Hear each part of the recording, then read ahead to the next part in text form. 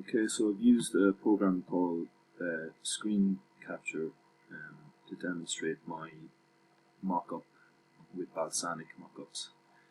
This prototype is a working prototype I've developed, and as you can see, the user, once they have the web application downloaded, this is the first screen that they'll be brought to, which gives a brief description of what it is and how the user logs in or registers. So we're showing two fields here to enter a PIN number and a password.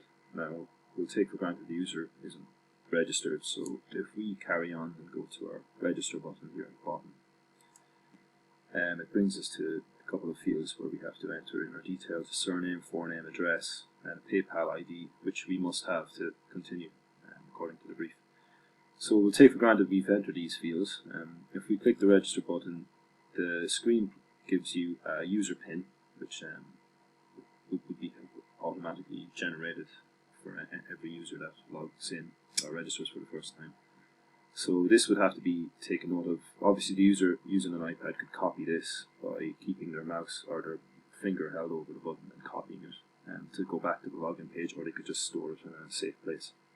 So if we prompted to go back to the login page, here there's a button which brings it back to where we were, and if we click on our fields to enter in our details, our keyboard pops up. So we'll put in our PIN number and our password that we can be set up with. So once that's done, we can log in. The login screen then brings us to our main menu, the pizza menu, and we can see 1, 2, 3, 4, 5 rows here of information on each of these pizzas. So as we roll our fingers over each of the buttons on the left hand side, we can click on them for them to show us a wee description, the sizes and the prices for each one. So I wanted to do this rather than taking up a lot of screens, just have it on one screen. It looked a bit better for the user to flick through. So we can close this, we can go through each one individually, showing us the details of each pizza, so we can make our choices as we carry on.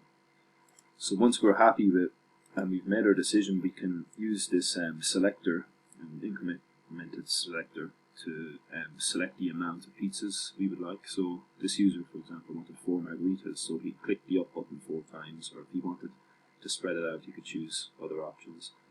Similarly is the size. It's a drop-down menu. They can select from the different sizes. So you've got a 10-inch, 14-inch, and a 20-inch. So we can select the different size for each one. Add each one to the basket. So these can be done individually. So for example, if he wanted 2 different sizes of margarita, he could click, for example, a 10-inch, and click up one, and then add to the basket. So that would be 1 10-inch stored in there. If you carry on and up, add another one. So again, keep it at 1 and change it to a 20-inch and add to the basket. So these would be stored in a checkout area.